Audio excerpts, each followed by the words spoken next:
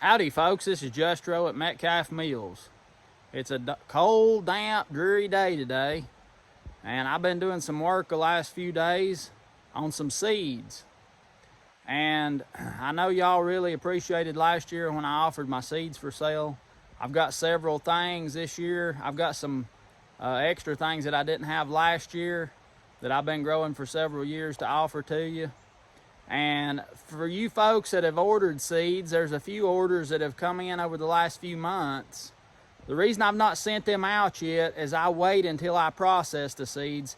If you don't get an order in when I'm mailing seeds in February or March, I like to, if it's not too late, I will, but I like to wait for the new seeds, because when seeds lay around all year, although I take real good care of them, there's still potential for them to get damaged and not come up or grow. So that's why that is. If you put in a seed order, that will be coming to you. And if you don't receive what you've ordered, just let me know and we'll fix it. But they should be all going out here this month and next month. At the end of this video, I've got a list and the prices, and also my Venmo and PayPal information. And as always, you can just mail in a check or money order if you'd prefer to do it that way, whatever you want to do.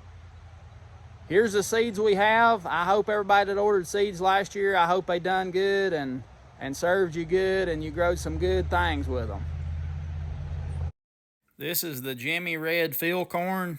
You can eat it and roast near while it's green and juicy, but it's left in the field to dry, and it makes excellent cornmeal and grits. This is the Hickory King. I've been growing this corn since I was about 13 or 14 years old. And the same, you can eat it roast near while it's juicy, or you leave it in the field to dry as field corn. It makes excellent cornmeal and grits. We also use it to make hominy, and yes, I promise I'm going to make a video and show y'all how we make hominy. This is the Sugar Drip sorghum. We grow this. It grows about 10 to 15 foot tall, as you can see. And we grow this, and in the fall when it gets ripe, the fodder is stripped off, the stalks are crushed, the juice is rendered out, and it is cooked down. If you've been watching my channel, I've got videos showing that whole process. And we cook it down, and it makes a sweet sorghum syrup. Around here, everybody calls it molasses. But it is really delicious. This is fun to grow. It's fun to watch grow. But yeah, it's more fun to eat. This is the Seminole winter squash, and we have kept these things just sitting in the house over 2 years. If it's cool and dry, they will just keep and keep and keep.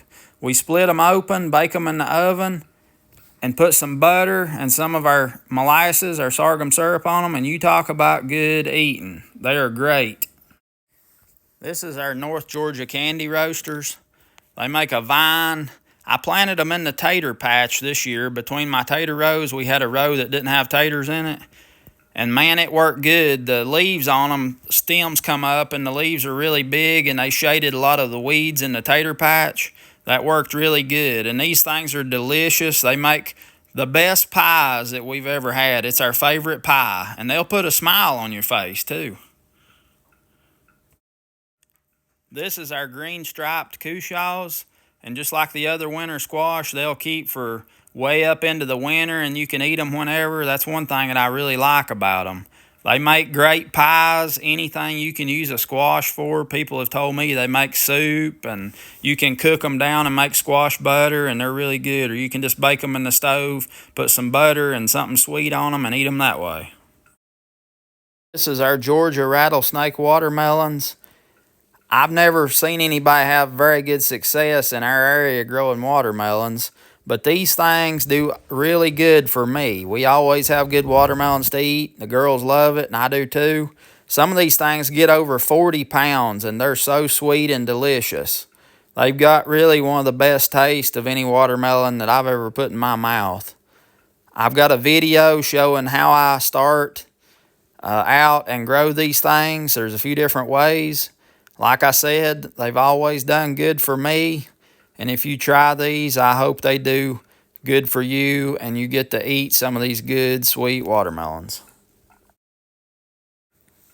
I also have a few mole bean seed if anybody want to get some of those. They're castor oil bean and they keep moles out of our garden. I hope they do for everybody else as well. You can pause on these lists so that you can look them over.